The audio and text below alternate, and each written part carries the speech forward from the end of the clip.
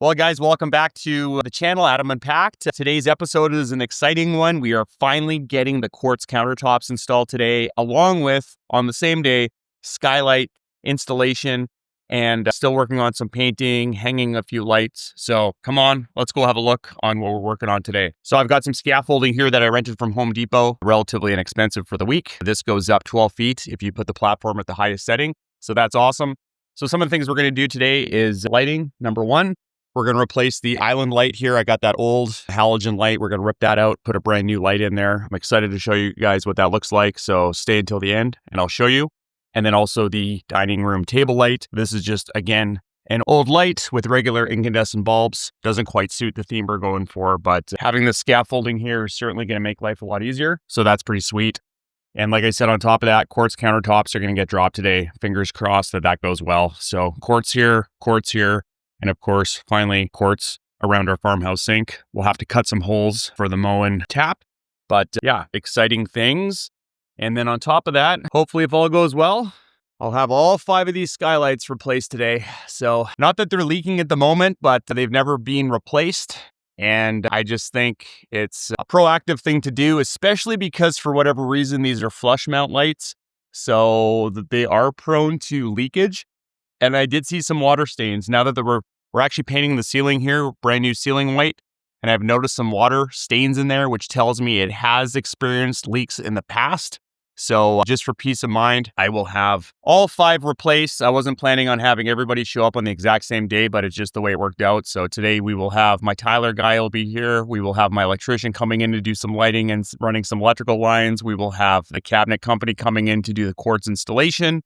And yeah, exciting times. And then these guys are coming to do skylights as well. So these, unfortunately, were on back order for about 3 weeks. We were supposed to get this done, a good 3 weeks ago, but delays due to manufacturing. So stay tuned today and I'll keep you updated on the progress. Well, guys, we dropped the countertops in and the truck just arrived with the new skylights. Let's go have a look. I might even throw the drone in the air too, and I can give you an aerial perspective of what that looks like. But let's go check it out. All right, guys, you're going to see we'll fly up over the roof here with the drone and let's have a look at these guys lifting the skylights into place. You can see a crane truck there parked in the back of my property, and they'll actually lift the new lights up onto the roof. But yeah, look at those old skylights with the seam in the middle. Really ugly looking and obstructed the view. Again, those were the original flush mount skylights that were installed back in 1993. Not ideal. We could see some old water damage in there. So I think it was time to replace these guys. The roof was redone back in 2016, but for some reason, the previous owners decided to leave the old skylights. So needless to say, my expense now, but not a big deal overall. Looks really good, and I'll show you what it looks like from the inside. Well, guys, you saw what that looked like. Truck came in here and delivered our skylights. The boys started ripping out the old ones here. So I'll show you what we're working on because it is kind of interesting to see. Let's have a look.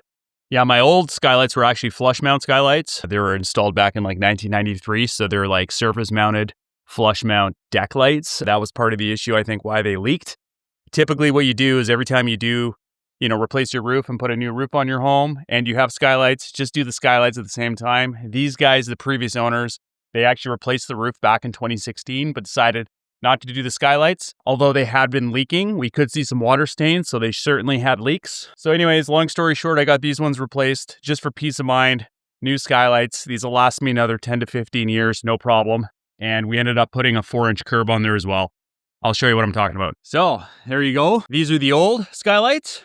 You can see they're essentially flush mount, and then these new ones actually have a 4-inch curb as well, a 2x4 curb. So they're significantly taller than the old ones. So that's always kind of cool to check out.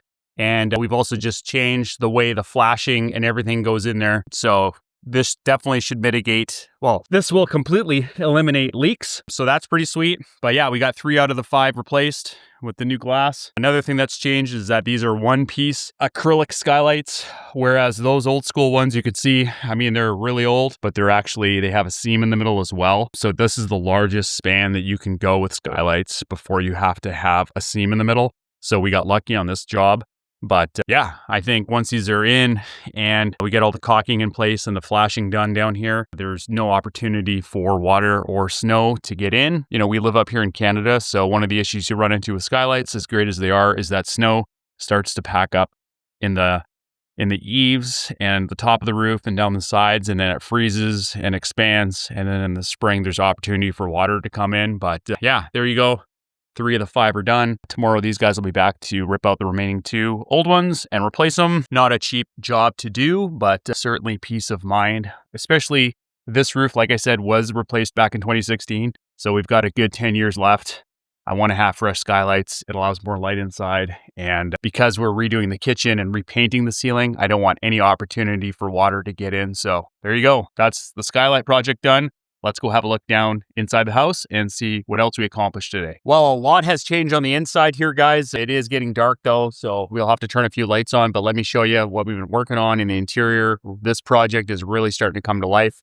I'll show you what I mean. Half bath washroom finally has the toilet mounted in here, so that's nice. We ended up painting this room, so that's all done. What we have left to do is the trim. Here we have the vanity in place and plumbing just about installed. So waiting on a faucet for this. That's on back order. And moving into the kitchen, we finally have an island in here, so that's exciting.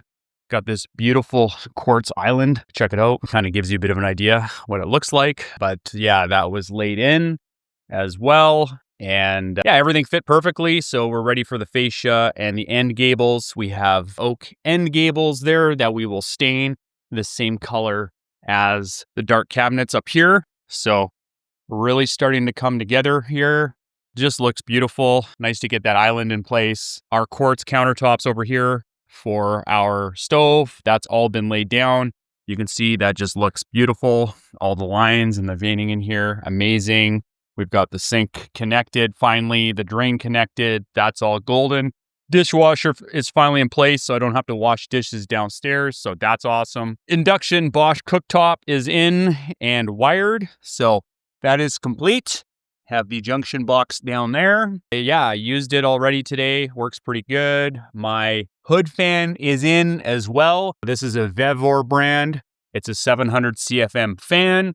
Comes with an 8-inch outlet hose that I believe I have up here still. So I have to drill a hole through the wall and put that in place. But yeah, that shouldn't be a huge issue. I'll show you here because it's kind of cool. I actually ended up, this is a custom manufactured hood vent hood. I've got a local guy not too far from where I live that made this custom job for me. So all I had to do was actually buy the insert, the Vevor fan, and then he built this custom hood for me because I wanted something that was prominent, that when you walk by, you noticed it was custom. And it actually has a clip-on cover. So you can take that cover off like that.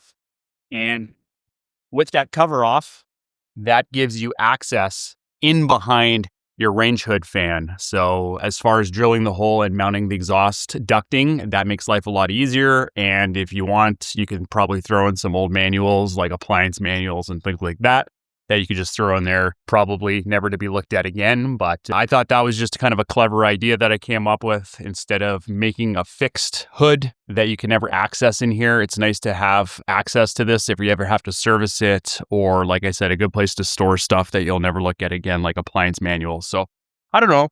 I think that's pretty slick. And like I said, the hood just clips on. That easy peasy, done deal. Nice and tight. I was originally thinking of putting some gas shocks in there, but the problem is with gas shocks, they're not cheap. They're like $30 to $40 a pop for both sides. And realistically, how many times are you going to open it up? But it's nice to have that just accessible in case you do need it. Let's have a look at some of the other updates so far. Lighting, we've updated all the kitchen lighting with brand new LED, including the living room. So you can see that's done. So that's pretty slick. If we walk over here, my tile guy is starting to put the Portuguese tile up here on the fireplace. So that's cool. Once that's grouted, I can put my electric fireplace insert in. And we are also starting to paint the walls.